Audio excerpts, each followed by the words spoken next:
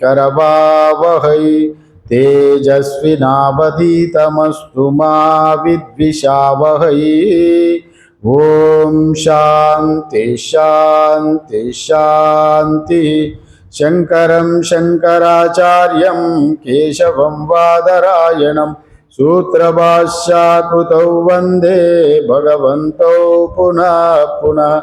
ईश्वरो गुरुराप्नेति मूर्तिभेदा विभागिने व्योमवद्व्याप्तदेहाय दक्षिणामूर्तये नमः।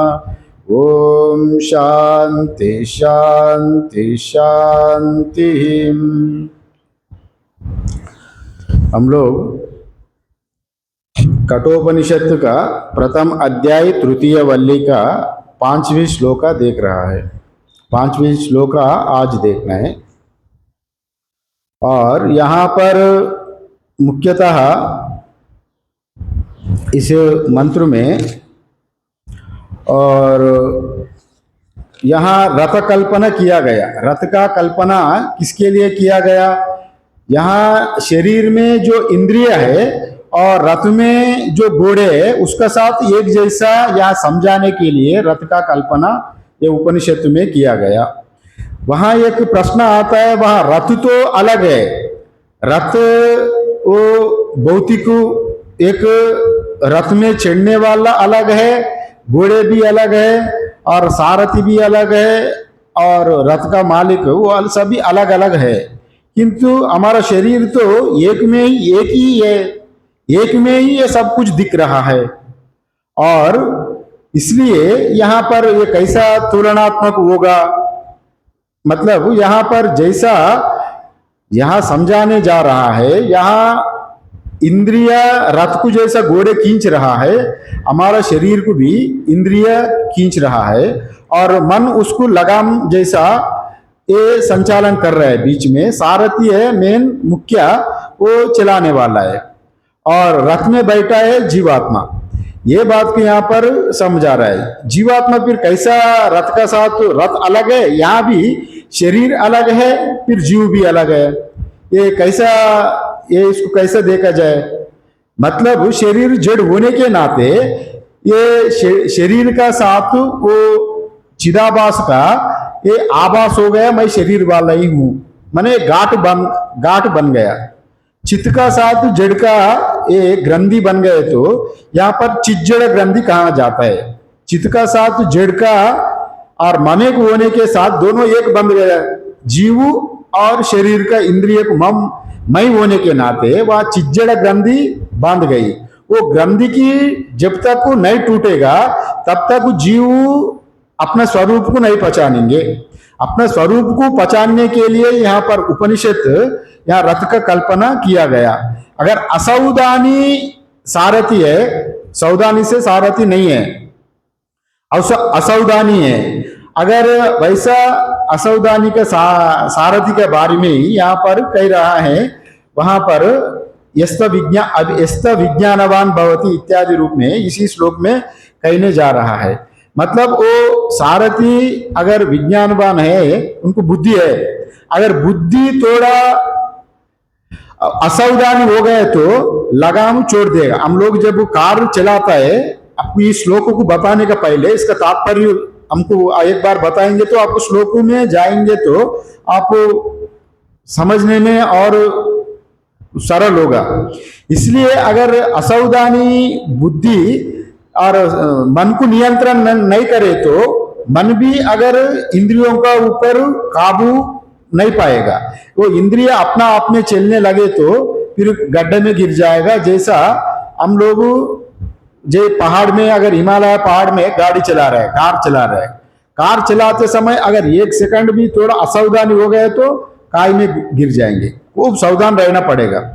वैसे ही यहाँ पर जैसा घोड़े वाला रथ का दृष्टांत क्यों दिया, शरीर में भी वैसे ही घोड़े का रथ हमारा शरीर है और जो सारथी है बुद्धि, लगाम है, स्टेयरिंग है मन, माने जो ड्राइवर है स्टेयरिंग को हमेशा पकड़ के रखना। थोड़ा ढीला छोड़े तो असावधानी थोड़ा बहुत बरतेंगे, वो गड्ढे में गिरने का बड़ा प्रमाद होने का वहां पर आशंका है। इसलिए यहां पर भी जीव भी अगर अपना जीवन साधन भजन तो खूब कर रहा है, सब आदमी तो चाहता है उन्नति होने के लिए, किंतु इंद्रिय बहिर्मुख होने के नाते हम माया का गिराव में है।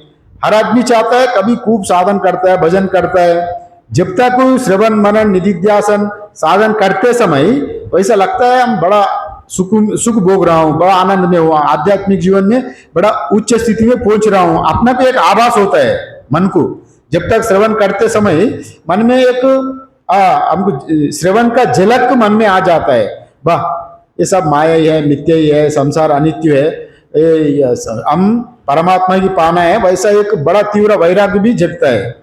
जब तक को करते समय अगर श्रवण करना, मनन करना, ध्यान करना इत्यादि बंद हो गया और धीरे धीरे आवरण फिर मन को गिराव करेगा, गिराव करके फिर वो अपना जितने दिन आप श्रवण किया उसको बुला देगा।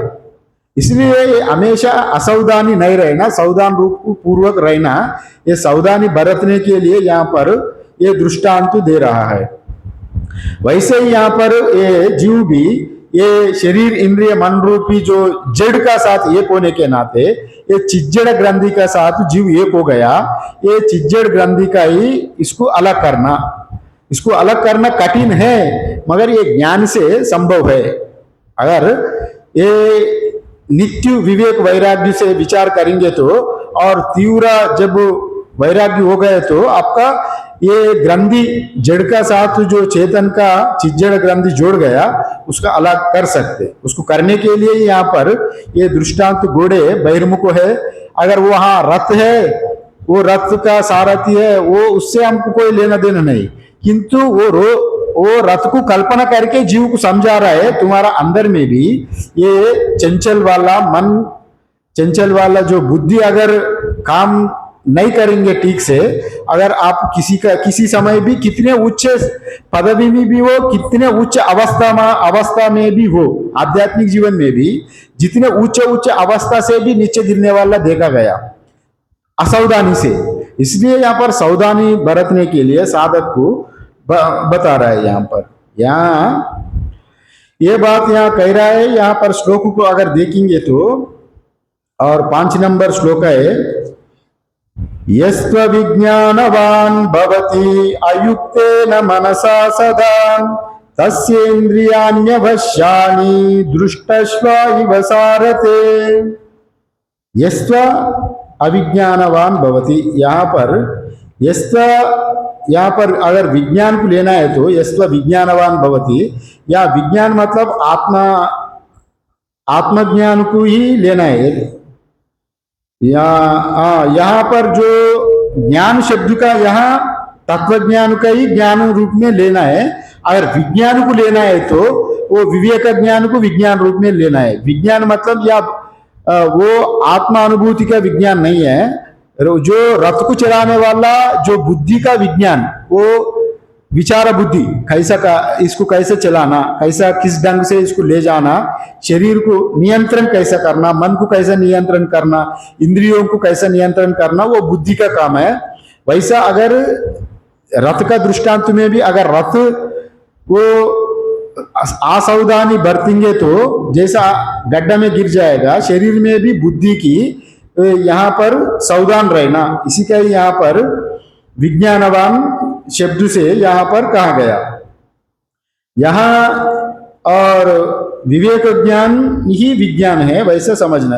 विवेक ज्ञान किसका? बुद्धि का विवेक ज्ञान को विज्ञान रूप में कहा गया। और यहाँ पर विषय भी कहा गया, माने विषयों को रास्ता मार्ग कहा गया। जो विषय है मार्ग का ही ऊपर, विषयों का ऊपर ही चलना पड़ता है रास्ता। रथ अलग है और रथ कैसे चलता है? संसार में ही चलना है, विषय का ऊपर ही चलना है। किंतु विषय को सामने करते हुए, विषयों के ऊपर चलते हुए भी, और सारथी विषयों से लिप्त नहीं होगा, युक्त नहीं हो ना। अगर विषयों से युक्त हो गया, अयुक्त रहना। अगर विषयों से युक्त हो गए तो इनको गति आगे नहीं बढ़ेगी, संसार में ही फंसेगा जीव।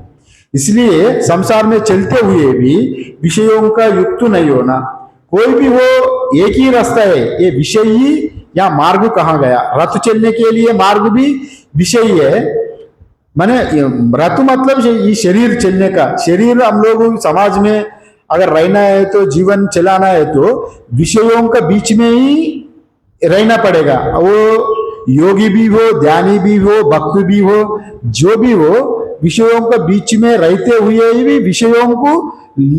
विषयों से लिप्त नहीं होना, ये यहाँ पर कह रहा है। अगर हम लोग अपना रास्ता में चल रहा है और कहाँ जा रहा है, तीर्थ यात्रा में बनारस काशी विश्वनाथ को दर्शन करने के लिए गाड़ी लेके, और बीच में कहीं जगह में बड़ा उत्सव मना रहा है, का गान चल रहा है, ये चल रहा है, अरे थोड़ा बहुत ये देख के जाऊं, वो देख के जाऊं, अरे इसमें बहुत मजा आ रहा है, दर्शन तो बाद में करेंगे, ये तो बार बार चीज नहीं मिलेगा, ये बड़ा सर्कस चल रहा है, ये चल रहा है, उधर ही अगर मन जाएंगे तो हमारा मेन गंतव्य प्राप्त नहीं होगा। इसी का वजह से वहां पर इंद्रियों का झलक में नहीं पड़ना, अपना रास्ता तय करके सीधे जाना, वो विचारवान बुद्धि वैसा करता है। जो अविचार बुद्धि वाला, वो अपना इंद्रियों का सुख में, विषयों का सुख में काबू में आकर वो अपना गंतव्य स्थान को भूल जाएगा, अपना लक्ष्य को ही भूल जाएगा अगर वो पहुंचेंगे नहीं। ये बात यहाँ पर कह रहा है। यहाँ विषयों को ही रास्ता कहा गया और सबको ही इसी रास्ते से ही चलना पड़ेगा। साधु भी हो, असाधु भी हो, ज्ञानी भी हो, अज्ञानी भी हो, विषयों के बीच में ही रह के ही और विषय से अयुक्त होना, माने विषयों का साथ युक्त नहीं होना। और जैसा अब सबका तो एक ही रास्ता ही रहता है, नियम एक ही जैसा ही रहता है। साधारणता हम लोग अभी कहीं ट्रेन में जा रहे हैं, बस में जा रहा है, एरोप्लेन में जा रहा है, तो और साधु भी असाधु भी, ज्ञानी भी अज्ञानी भी एक जैसे ही एक ही ट्रेन में चढ़ के चले जाना। फिर वहां पर रास्ता तो एक ही है, ट्रैक एक ही है, और वो सबका बीच में रहते हुए भी ज्ञानी अलिप्त ही रहना, उन लोगों के साथ लिप्त नहीं होना। अगर आकर्षित लिप्त हो गए तो वो गंतव्य से भटक जाएंगे। यहां पर ये बात कहा गया। और यहां यस्व विज्ञानवान भवति मंस, यहाँ पर जो विज्ञान का और जो यहाँ विवेक ज्ञान का अर्थ यहाँ पर विज्ञान कहा गया, वो बताया गया। और अविज्ञान का मीन्स अविवेकी का अविज्ञान कहा गया। यहाँ विज्ञान अविज्ञान किसका? बुद्धि का विज्ञान। और बुद्धि का विज्ञान, बुद्धि ही विचार करेगा आगे कैसा तय करना। इसलिए अपना शरीर, अपना अंदर भी और विवेक बुद्धि रहना, कौन सा अच्छा है कौन सा बुरा है, और बुराई को छोड़ के, अट्रैक्शंस को छोड़ के अपना वस्तु स्वरूप को प्राप्त करने के लिए और विचार करना। ये बात यहाँ पर यस्व विज्ञानवान भवति, यहाँ विवेक ज्ञान का ही विज्ञान कहा गया। और यहाँ पर बुद्धि को ही लेकर वो विवेक बुद्धि वाला और अविवेक बुद्धि वाला, दो प्रकार का बुद्धि यहाँ पर कहा गया। अगर बुद्धि ठीक रहे तो अपना विष्णु पद तक पहुंचा देगा जीवात्मा को। जिस उद्देश्य से ये निकला रथ लेकर, माने शरीर लेकर हम लोग जैसा फायदा हुआ, अपना मुख्य उद्देश्य है मोक्ष को पा लेना, जीवन का मुख्य उद्देश्य है, और आत्मज्ञान को साक्षात्कार करना, परमात्मा को पा लेना।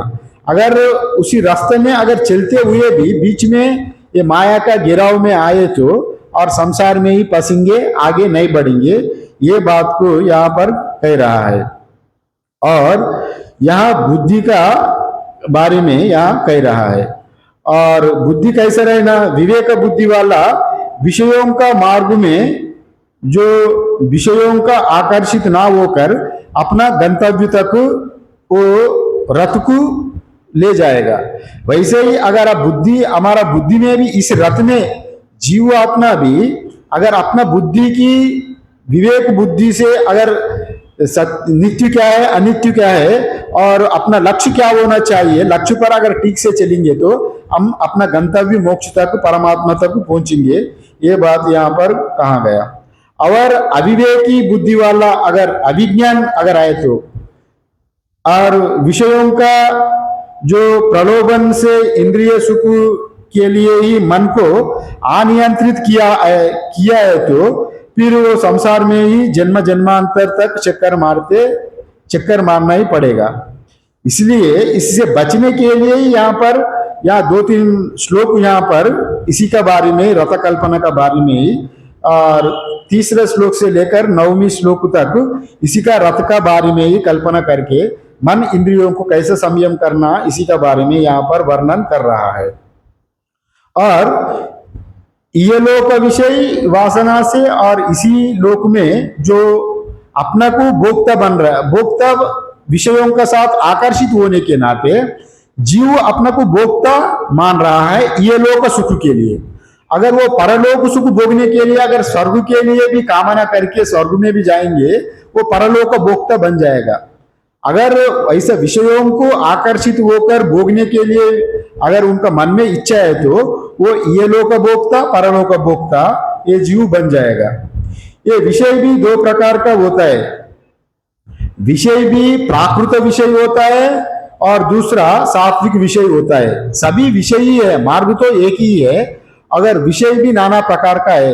प्राकृत विषय मतलब जैसा तैसा, वो जैसा प्राकृतिक उनको मन में आ गया और वो खाने के लिए वो खा लिया, और जैसा जो करने के लिए इच्छा हो गया वो कर लिया, नियंत्रण नहीं किया।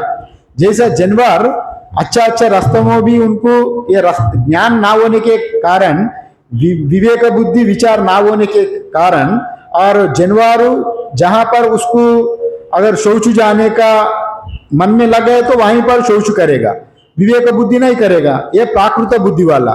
वैसे जीव भी उनका मन में जो खाने के लिए आ गया वो तुरंत खा लिया, और जो करने के लिए आया वो कर लिया, जो देखने के लिए आया वो देख लिया। माने अनियंत्रित बुद्धि की या प्राकृतिक बुद्धि कहा गया। वैसा प्राकृतिक बुद्धि वाला और इंद्रियों को संयम ना करने के बजाय वो संसार में ही फंसेंगे, ये बात कहा गया। अगर दूसरा है सात्विक विषय। विषय बताया दो प्रकार का। सात्विक विषय क्या होता है? सात्विक विषय है आप अच्छा संगीत सुनने का आदत है, और अच्छा संगीत सुनते बड़ा ध्यान लगाया, और भगवान का भजन करने का भी आदत है। एक संगीत गाने का आदत है तो संगीत गाएंगे, संगीत सुनने का आदत है तो संगीत ही सुनने में आपको बड़ा आनंद आ रहा है। आनंद किसको रहे? इंद्रियों को आनंद हो रहा है। आप वहां इंद्रिय आनंद के लिए जा रहे हैं, वहां आत्मा आनंद को प्राप्त करने के लिए आप भजन संगीत में नहीं जा रहे हैं, वहां इंद्रियों को सुख देने के लिए। वो सात्विक सुख है। अगर ये प्राकृतिक सुख है, रजोगुण तमोगुण, ये संसार में बांधने वाला। सात्विक सुख होता है सत्वगुण से, आप विषयों से विरक्त भी हो सकता है सत्वगुण को बढ़ा के। यहाँ पर इत्यादि रूप में भगवान का भजन करना, भगवान का कीर्तन करो, भगवान का भोग बनाओ इत्यादि जो भजन कीर्तन जो करता है वो भी एक सात्विक विषय ही है। जिसका मन लग गया भजन गाने के लिए, वो बिना गा के वो उनको बेचैनी हो जाता है, और सत्संग वो भी जहां भी जाओ भजन गान सुनने का आदत बन गया, वो सात्विक विषय कहा गया।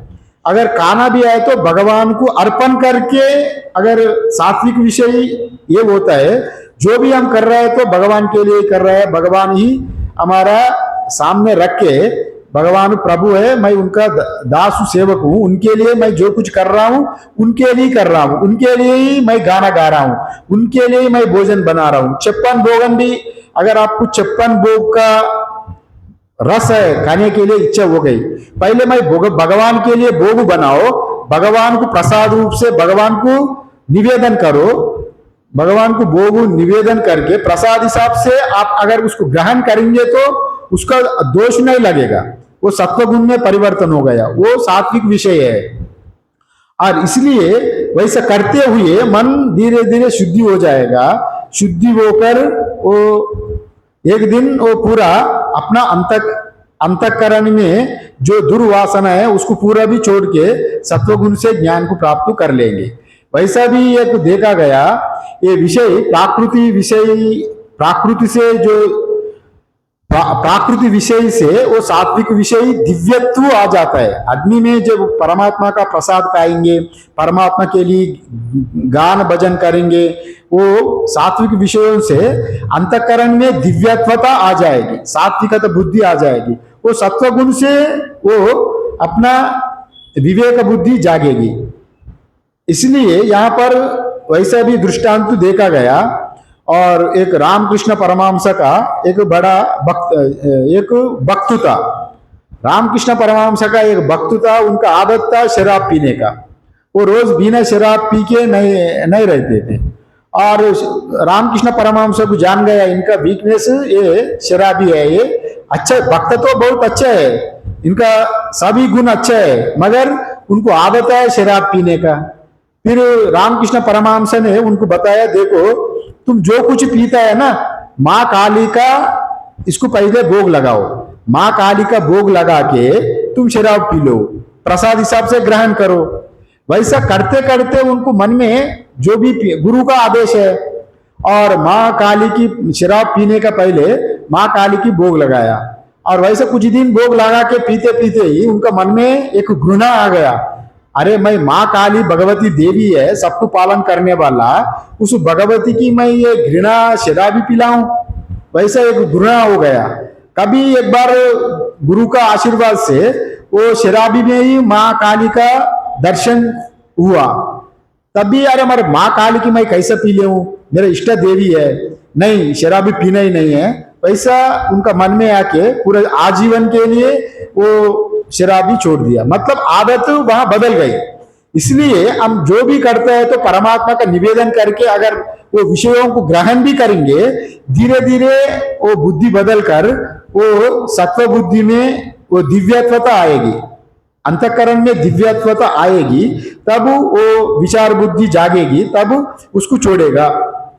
इसलिए यहाँ बताया गया विषय दो प्रकार का है। सात्विक विषय की आप रख सकते, किंतु ये प्राकृत विषय को त्यागना वो संसार में बांधने वाला होता है। और दूसरा बताया अयुक्तेन मनसा सदा।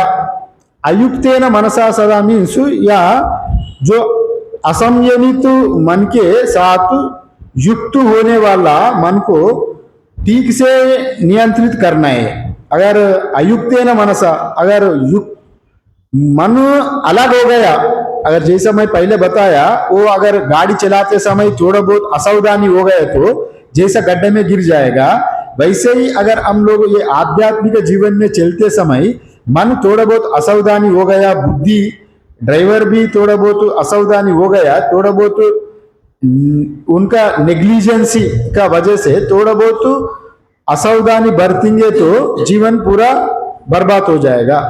और जैसा गाड़ी गड्ढा में गिर जाएगा असावधानी से, यहाँ अपना आध्यात्मिक जीवन भी, और हम लोग जितने भी ऊंचे भी पद में ऊंचे भी हम लोग जाएंगे तब भी नीचे गिरने का डर लगता है।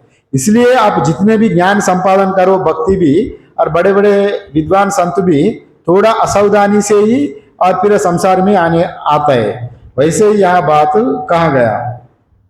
इसलिए मन प्रग्रह जो मनसा सदा कहा गया, मन को सदा युक्त रहना, मन बुद्धि का साथ हमेशा युक्त रहना। और मन थोड़ा बहुत अगर बुद्धि से निकल गई और वो नियंत्रित, घोड़े को नियंत्रित, इंद्रियों को नियंत्रण करने में वो असावधानी हो जाएगा। अनियंत्रित इंद्रियों वो अपने इच्छे से चले तो फिर संसार में हम लोग भटकेंगे। इसलिए इंद्रिय नियम के लिए ही यहाँ पर यह बात कहा गया। और यहाँ इसलिए ज्यादा से ज्यादा जो बुद्धि का ही जो संयम और सावधान होने के लिए यहाँ पर बताया गया। युक्ता मतलब दो अर्थ होता है, युक्ता अयुक्त। यहाँ पर युक्ता शब्द आया अयुक्तेन मनसा सदा, माने युक्त शब्द का अर्थ है जुड़ा हुआ, माने एक का साथ एक जुड़ना। अगर मन का साथ हमेशा बुद्धि का साथ मन जुड़े तो माने वहां पर परिचिन्न नहीं होगा। अगर बुद्धि से मन छूट गया, अयुक्त हो गया, तभी असावधानी बरतेगा, असावधानी से वहां पर प्रमाद होगा। ये बात कहा गया। असावधानी से प्रमाद होने का संभव है, वो रथ का भी हो या शरीर का भी हो। शरीर में इंद्रियादि जो असावधानी हो जाए तो अपना मनमानी से चले तो जैसा इंद्रियों चक्कर में पड़कर इंसान अपना संसार में बंध जाता है, वैसे ही यहाँ पर असावधानी से और अनियंत्रित सारथी अनियंत्रित मन वाला वो अपना गंतव्य को नहीं पहुंचेंगे। यहाँ पर ये बात कहा गया। और युक्ता का ये दूसरा भी अर्थ है, यहाँ पर योग युक्ता भी अर्थ ले सकते हैं। योग युक्ता मीन्स यहाँ पर भगवत गीता में भी एक श्लोक आता है युक्त का, युक्ता इत्युच्यते योगी समालोष्टाश्म कांचना, माने वो सर्वत्र समभावना युक्त ही युक्त कहता है। सबको समान रूप देखना का है, वहां योग में युक्त कहा गया।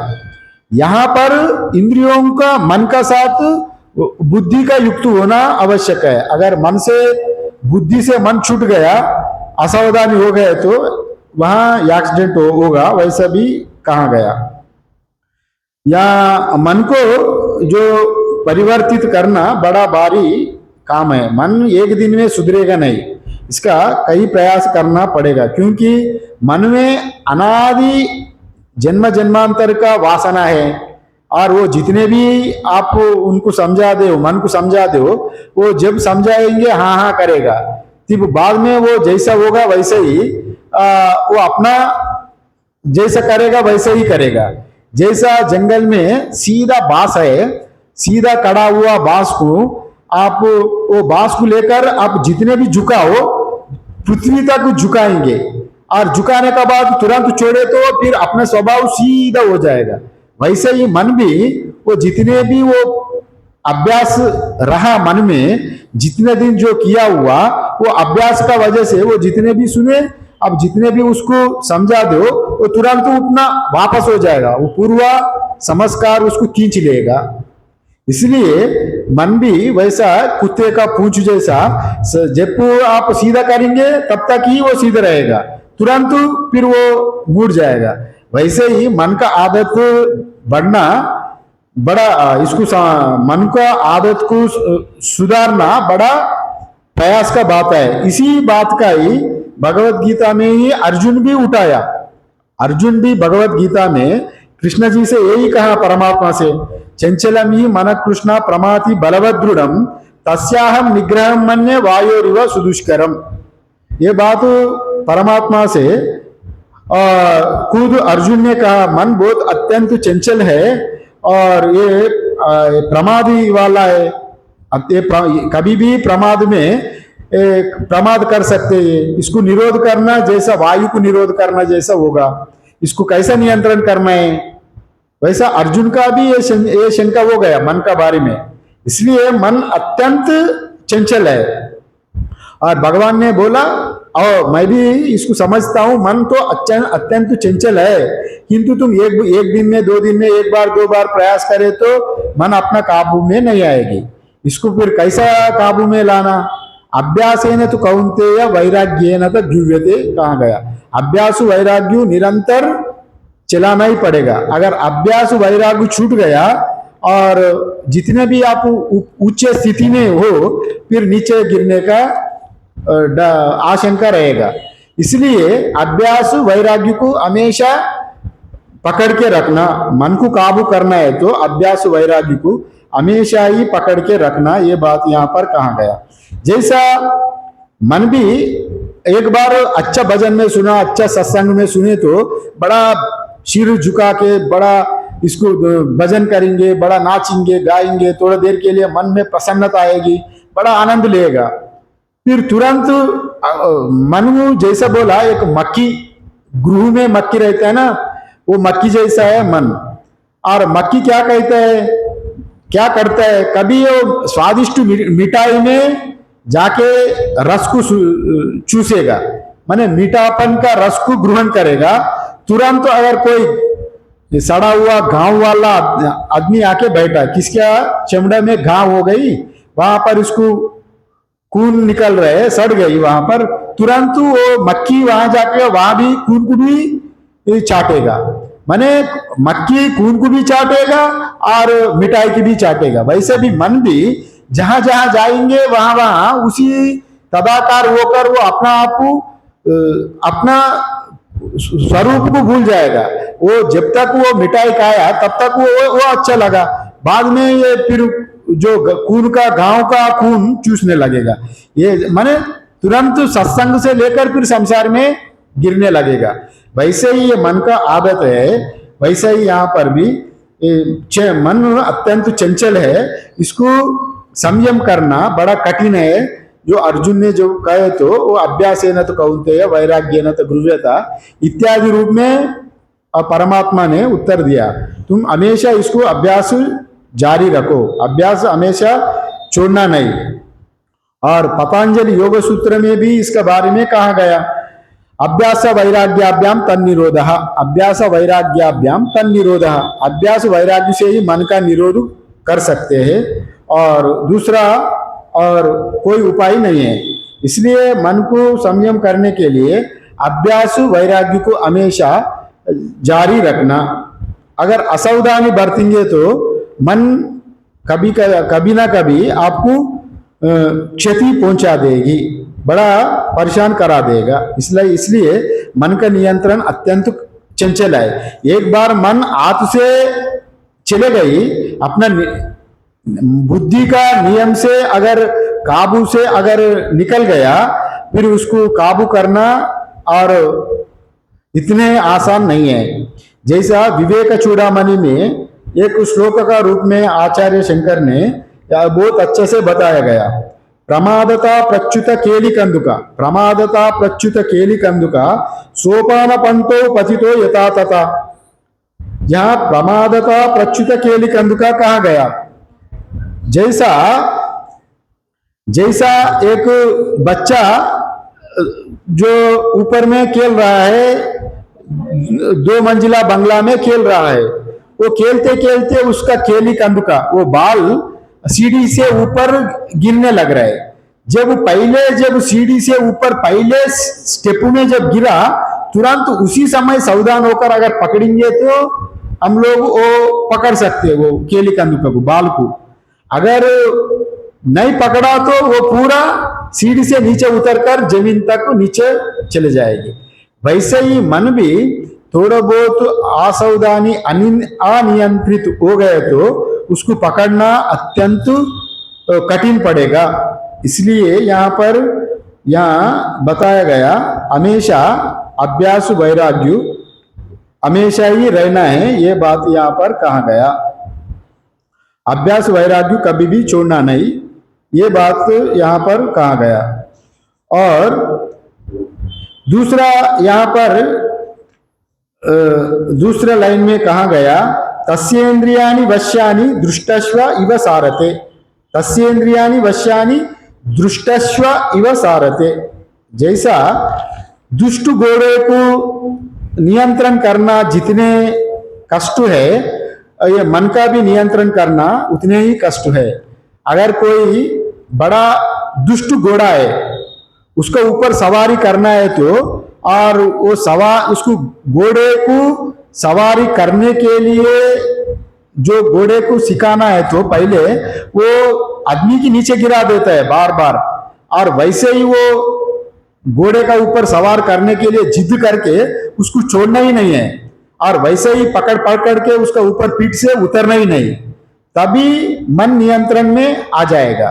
नहीं तो अगर जैसा अनियंत्रित घोड़े आदमी के नीचे गिरा देता है, वैसे ही यहाँ पर संसार में आदमी भी मन को नियंत्रण नहीं करे तो मन अपना ये संसार में ही फंसा देगा। ये बात यहाँ पर कह रहा है, तस्येन्द्रियाणि वश्यानि दुष्टस्व इव सारते, माने उस अविवेकी की इंद्रिया जो सारथी के दुष्ट घोड़े की भांति वश में नहीं रह जाती। जैसा घोड़े का इंद्रिय, यहाँ पर घोड़े कहा गया, अगर इंद्रिय संयम में नहीं रहे तो मन इंद्रियों को नियंत्रण करना, मन अगर इंद्रियों को नियंत्रण नहीं करे तो वो घोड़े काबू में नहीं आएगा, तब वो मनमानी चलेगा, तभी किसी गड्ढे में गिरा देगा वो मालिक को। वैसे ही हमारा जो शरीर में जो रथ है, शरीर में जो मालिक बैठा जीवात्मा, वो भी अगर असावधानी बरतेंगे तो फिर वो धीरे धीरे, और मन अविचारशील बुद्धि है और अनियंत्रित मन है। अविचारशील बुद्धि से अनियंत्रित मन, अगर मन भी नियंत्रण नहीं हुआ, इंद्रिय कोई किसी ना किसी एक्सीडेंट वहां घटेगी। इसलिए यहाँ पर सावधानी बरतने के बारे में यहाँ पर कह रहा है। और इसको सावधानी बरतने के लिए क्या कहना है, पहले ही तो अर्जुन ने ही बताया गीता में, अभ्यासेन तु कौन्तेय वैराग्येन तु गृह्यते। मन को नियंत्रण करने के लिए अभ्यास से सिवा और कुछ उपाय नहीं है। वो हमेशा निरंतर अभ्यास करना मन को नियंत्रण करने के लिए। एक दिन में काबू में मन नहीं आती, इसलिए निरंतर प्रयास है ये। अगर आप समझेंगे, अगर मैं अभी सत्संग में जाएंगे, कहीं उपासना चलता है, कभी कभी यहाँ पर विपासना चलाता है, विपासना सिखाता है, 15 दिन का 1 महीना का कोर्स रहता है। चलो मैं कोर्स में अटेंड करूंगा, मैं थोड़ा बहुत अच्छा नहीं है, अभी 2-4-10 हजार लेके देके विपासना में ज्वाइन किया, 1 महीना का कोर्स किया। बड़ा जब कोर्स करते समय बड़ा अच्छा लगा, बाबा बहुत अच्छा बहुत अच्छा। वहाँ खाना पीना आप समझे नहीं तो खाना पीना भी दिया, थोड़ा मन का भी प्राणायाम सिखाया, थोड़ा ये वो सिखा के थोड़ा बहुत जब तक वहां रहा, थोड़ा लगा चलो मन अभी काबू में आ गया। जब बाहर आ गए तो तुरंत मन जैसे कि तैसे ही हो गया, क्योंकि मन में आप 1 दिन में 1 महीने में मन को नहीं सुधारेंगे। मन में अनादि अनंत काल का वासना पड़ा है, वो अनादि अनंत काल का आदत को 1 दिन में 1 महीने में कैसे छोड़ेगा। जब तक वहां है तो तब तक ठीक है, लग रहा है वैसा, फिर बाहर आ गए तो पूर्व वासना ही खींचेगा। इसलिए मन को नियंत्रण करना उतने आसान नहीं है। निरंतर अभ्यास, निरंतर वैराग्य रहना चाहिए। भगवान का कथन है, अभ्यासेन तु कौन्तेय वैराग्येन तु गृह्यते। मन को नियंत्रण करने के लिए ही अभ्यास वैराग्य हमेशा जारी रखना। और वेदांत श्रवण भी हमेशा करना, सत्संग करना। वेदांत श्रवण से ही आपका नित्यानित्य वस्तु विवेक जागेगी। नित्यम वस्तु एकम ब्रह्म तद व्यतिरिक्तम सर्वम अनित्यम, ये बोध आपको कैसा आएगा। घर में आप किताब पढ़े तो थोड़ा बहुत के लिए आपको वो बुद्धि जागेगी, ये विवेक बुद्धि।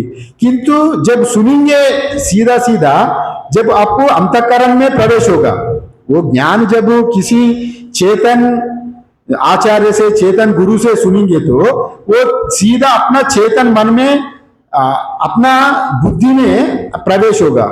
अगर अचेतन वस्तु से सुनेंगे तो आभास मात्र होगा। आभास को देख के भी वस्तु को पहचान सकते हैं। अब आप है धूप में चाह रहा है तो एक झोला लेकर, ये झोला वाला कौन होता है, यही इंसान है, ये झोला वाला रोज सत्संग में आता है, ये इंसान। हम आपका छाया को देख के पहचान सकते। किंतु सीधा सीधा जब आप आपको देखेंगे तो अरे आदमी सही 100% वहां शंका नहीं होगी। वैसे ही यहां पर भी, यहां जो जीव भी अगर वेदांत का श्रवण नित्य अनियमित करेंगे तो, नियम से करेंगे तो उनका मन में भी यहाँ नित्यानित्य वस्तु जागेगा और मन का चंचलता दूर हो जाएगा। मन को नियंत्रण करने के लिए सत्संग अब रोज साधन ही कर रहे हैं। सत्संग मतलब अब साधारण पर लोग समझता है, अगर हम सत्संग में जाना, सत्संग करना है तो हम आध्यात्मिक का कुछ समाधि लगाना, नहीं तो कुछ अनुष्ठान करना, इसको ये भी एक प्रक्रिया है। आप अपना गंदा हुआ कपड़ा को धोने के लिए एक ही साबुन नहीं है ना, मार्केट में एक ही साबुन नहीं है, हजारों साबुन है, हजारों वैरायटी। अब जिसी एक साबुन से दो गंदा हट जाएगा। इसका मन को, अंतःकरण का पड़ा हुआ मैला को हटाने के लिए भी कई प्रकार का उपाय है, समझ लिए ना। पूजा करो, जप करो, ध्यान करो और निष्काम कर्म करो, जी कई प्रकार का उपाय बताया गया। किंतु अत्यंत उत्कृष्ट उपाय है ज्ञान। श्रवण करते समय आपको अंतःकरण का मैला भी हटेगा, ज्ञान का भी प्राप्त हो जाएगा, फिर विवेक बुद्धि भी जागेगा, नित्यानित्य वस्तु विवेक क्या है। इसलिए यहाँ पर हमेशा हम लोग श्रवण मनन निधिध्यासन इत्यादि सत्संग कभी छोड़ना नहीं। क्योंकि अगर एक बार आप, और ये दादाजी कह रहा था, मैं तो बड़े बड़े विद्वानों से सत्संग किया, बड़े पहुंचा हुआ संतों से सत्संग किया हूं, जब तक आप सत्संग किए थे पहुंचा हुआ संतों से, तब तक वो आपका अंतःकरण में वो बोध हो गया, किंतु अभी तक अनुभव नहीं हुआ। आपको पूर्ण रूप से अनुभव ना होने के नाते जब जो सुना हुआ संतों से संग किया, संतों से सुना हुआ चीज अभी वो फलीभूत नहीं हो रहा है। थोड़ा बहुत तो आप जब तक फलीभूत हुआ जीवन जिया, किंतु अभी अनुभव में नहीं आ रहा है ना, वो निरंतर वो नहीं चल पाएगा। वैसे ही ये आध्यात्मिक जीवन भी ये निरंतर चलाना है, हमेशा सुनते ही रहना, हमेशा अभ्यास करने का बात है। इसलिए यहाँ पर अभ्यास न तो कौन्तेय वैराग्य न तो गुरुव्यते, भगवान ने गीता में भी कहा, अभ्यास वैराग्याभ्याम तन निरोध, पतंजलि योग सूत्र में भी कहा, मन को निरंतर अभ्यास में रखना। और बड़े बड़े योग भी मैं पहले भी कहा, जितने ऊपर भी पहुंच गया हुआ साधु भी अपना अपना नियंत्रण खोकर खुद को खुश कर देता है, आत्महत्या कर लेता है, अपना आपको ये जीवन में बेकार है, मन को काबू ना करने के कारण वो अपना आपको समाधि ले लेता है। माने समाधि भी कई प्रकार का है, अगर ज्ञान प्राप्ति होने के बाद समाधि लेना अलग है, और इंद्रियों से तड़प कर मन का नियंत्रण ना होने के नाते घबराहट से शरीर को छोड़ देना अलग बात है। वो एक खुदकुशी जैसा हो जाता है। It comes under as a suicide, माने अपना आपको सुइसाइड किया वैसे जैसा हो जाता है। इसलिए मन जैसा सरोवर में जल जैसा है जी, सरोवर में जल है, काई जम गई, खूब काई जम गई।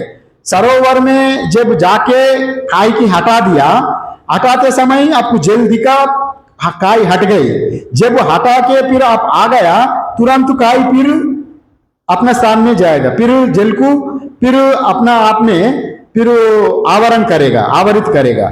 वैसे ही ये मन भी आप जब तक सुनते रहेंगे, जब तक भजन करते रहेंगे, तब तक अच्छा रहेगा।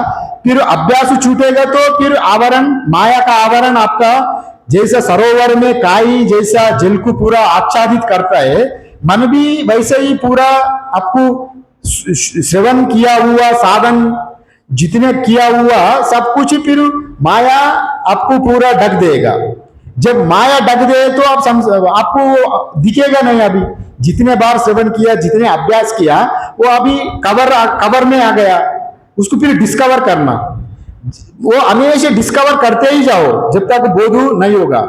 तभी वैसे ही यहाँ पर अभ्यास वैराग्य भी, शास्त्र का सेवन भी हमेशा ही करते ही रहना, ये बात यहाँ पर कहा गया। और यहाँ अभ्यास कभी नहीं छूटना। और ये बताते हुए अगर अभ्यास छूटेंगे तो तस्य इंद्रियानि वश्यानि इत्यादि, इंद्रिय वश में नहीं होगा। इंद्रिय वश में नहीं होगा तो जैसा दुष्ट अश्व इव सारथी कहा गया, वो दुष्ट का अश्व, दुष्ट घोड़े जैसा रथ को गिरा देता है। काबू में ना हुआ मन, इंद्रिया इंसान को गिरा देता है। इसलिए इसको हमेशा ही काबू में रखना है। और ये बात यहाँ पर दुष्ट अश्व इव सारथे, जैसा जो सारथी के दुष्ट अश्व घोड़े कभी भी वहां रथ को गिरा देता है। रथ को गिरा देता है तो रथ का स्वामी भी गिर जाएगा ना। अगर कोई गाड़ी में जा रहा है हिमालय पहाड़ में, अगर वो असावधानी है, मन को स्टीयरिंग को थोड़ा बहुत के लिए 1 सेकंड के लिए भी लापरवाह हो गया तो गाड़ी अनियंत्रित होकर गड्ढे में गिर गया। गड्ढे में गिरे तो नष्ट उनका ही नहीं हुआ, उनका साथ भी गाड़ी में जो जितने लोग हैं सभी लोग तो चले गए ना प्राण। इसलिए यहाँ असंयमित जीवन जीने के लिए यहाँ पर कह रहा है। इसलिए यहाँ जीव का इंद्रिय भी वैसा ही दुष्ट घोड़े जैसा ही है। और ये इंद्रियों को नियंत्रण करो, हमेशा नियंत्रण करो, हमेशा अभ्यास में लाओ, हमेशा श्रवण करते ही रहो। ये तो इंद्रिय उतने आसान नहीं है इंद्रियों को कंट्रोल करना। वैसे भी इंद्रियों का लालच में अगर आप पढ़कर कोई भी कर्म करे, अच्छा भी करे बुरा भी करे, सात्विक कर्म करे और प्राकृत कर्म करे। सात्विक कर्म से आपको भजन पूजन इत्यादि भगवान का सेवा करो, उसी का कर्म फल आप भोगेंगे, सत्वगुण का फल आपको कर्म फल आपको मिलेगा ही। अगर प्राकृतिक कर्म का अनुसार प्राकृतिक विषयों में पढ़कर और इंद्रियों का ही चक्कर में पढ़ के आप भोगेंगे संसार को और दुष्ट कर्म करेंगे और वैसे ही पल का भी पल आपको छूटेंगे ही नहीं। जैसा एक बार यहाँ सुदामा है ना, सुदामा, सुदामा जी उतने अत्यंत गरीब होने के कारण भी था। सुदामा जी अत्यंत गरीब होने का कारण उनका जिह्वा का ऊपर उनको काबू नहीं करने का वजह से सुदामा जी अत्यंत गरीब होना पड़ा। मैंने इसका दृष्टांत दिया गया शास्त्र में, जब श्री कृष्ण का साथ सुदामा दोनों मित्र था, हमेशा श्री कृष्ण सुदामा एक साथ में रहते थे। और एक दिन सांदीपनि ऋषि ने खाने के लिए उनको चुड़वा दिया था भोजन खाने के लिए, और उस समय श्री कृष्ण जी उपस्थित नहीं थे। जब ऋषि ने सबको बांटा छात्र लोगों को, श्री कृष्ण जी उपस्थित ना होने के नाते ये सुदामा तो श्री कृष्ण जी का मित्र है, इनका हाथ में दोनों पोटली सौंप दो, दोनों इनका हिस्सा भी उनको दे दिया, तुम कृष्ण को दे देना बाद में बोले। और ये भी दोनों का हिस्सा ले लिया। कौन? सुदामा, चुड़वा का हिस्सा। जब चुड़वा का हिस्सा दोनों हिस्सा लेके वो एक जगह में जाके खाने लगा, और खाते खाते उस समय कृष्ण जी अनुपस्थिति कहाँ बाहर गया, और सुदामा जी चुड़वा खाते खाते उनको बड़ा रस आ गया, बड़ा अच्छा लगा। चुड़वा खाते खाते बड़ा अच्छा लगा, अरे वाह बहुत अच्छा लगा, पेट तो नहीं भरी, ये कृष्ण का हिस्सा तो थोड़ा पड़ा है, उससे थोड़ा से ले ले। और कृष्ण जी का हिस्सा से थोड़ा से लेके खा लिया। थोड़े से खाते खाते वो इंद्रियों का वश में आकर जिह्वा का रसनेन्द्रिय का जो काबू में आकर वो भूल भी गया कृष्ण का हिस्सा, वो पूरा खा लिया, थोड़ा थोड़ा बोल के पूरा खा लिया। खाते खाते उनको रस मिलने लगा, रस मिलते मिलते पूरा चुड़वा पूरा खा लिया।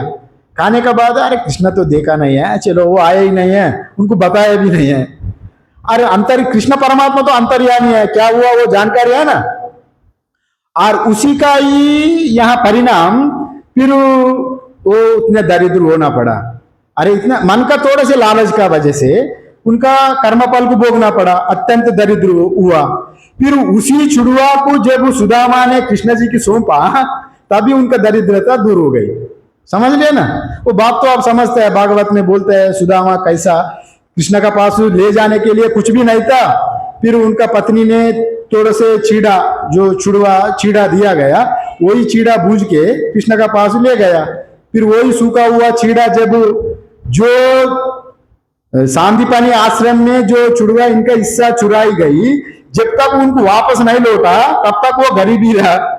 जब वो चुड़वा खा के प्रसन्न हो गया, फिर वो समझ लिया इनका सुदामा का, तभी वो सुदामा फिर पूर्व स्थिति में आ गया।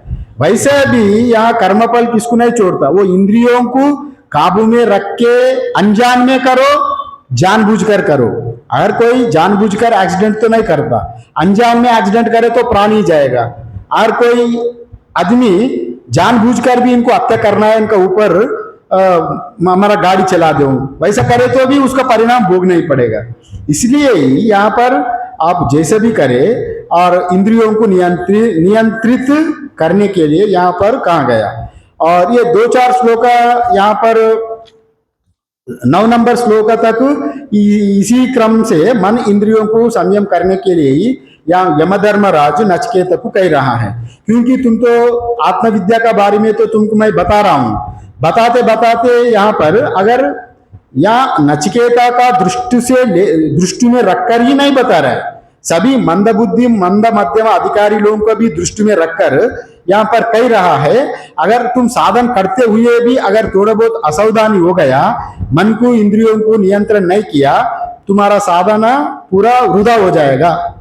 जैसा आप पूरा परिश्रम करके बड़ा मक्खन दूध को दही बनाया, दही को बड़ा मक्खन बनाया, मक्खन को घी भी बनाया, बड़ा थोड़ा बहुत घी लेकर जा रहे हैं, थोड़ा असावधानी से अगर फिर नीचे गिर गए तो इतने परिश्रम में वृथा हो जाएगा ना। इसलिए जब तक आप उसको ग्रहण नहीं करेंगे, जब तक वो आपका पेट में ना जाए, तब तक उसको संरक्षित रखो। वैसे ही जब ये सुना हुआ ज्ञान, अभ्यास किया हुआ ज्ञान जब तक आपका अनुभव में ना आएगा, तब तक वो आप उसको हमेशा उसको आप संरक्षण करते रहो। इंद्रियों को बहिर्मुख ना होने दो, और जीवन को नित्यानित्य वस्तु विवेक का हमेशा आप बनाते रहो। वो श्रवण माध्यम से ही संभव है। ये भगवान में मन को नियंत्रण करने के लिए अभ्यास वैराग्य भी कहा गया। ये नियंत्रण श्रवण करते समय, नियंत्रण हमेशा सत्संग करते समय आपको मन में हमेशा ये विचार जागृत रहेगा। नहीं तो फिर माया आपको दग देगा। माया से आवरण को से बचाने के लिए ये श्रवण से अत्युत्तम और कुछ भी नहीं है। और लोग आजकल मैकेनिकल हो गया। आजकल लोग इतने मूर्खता में आ गया। मैं कल एक इंसान हमको बुलाया, स्वामी जी तो मेरा घर में सत्संग आ रहा है, थोड़ा 2 मिनट के लिए आओ।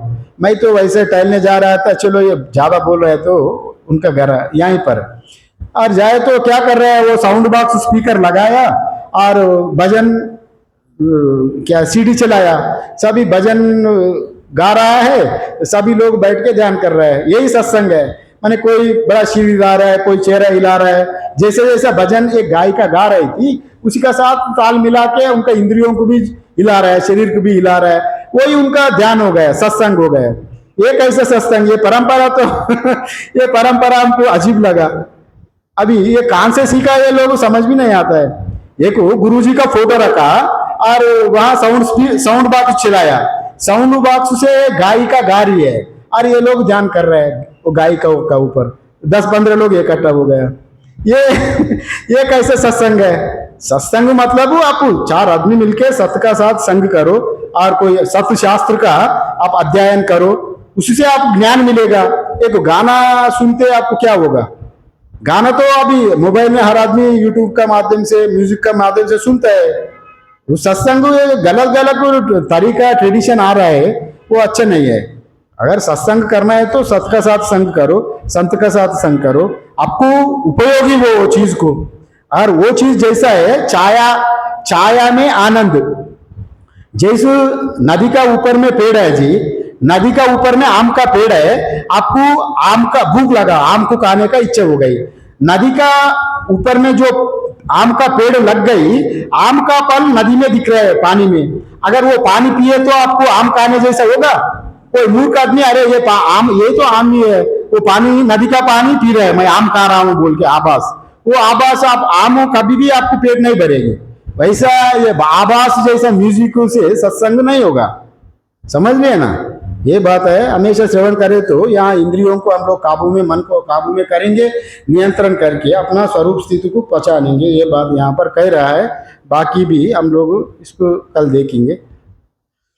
ओम पूर्णमदा पूर्णमिदं पूर्णात् पूर्णमुदच्यते पूर्णस्य पूर्णमादाय पूर्णमेवावशिष्यते।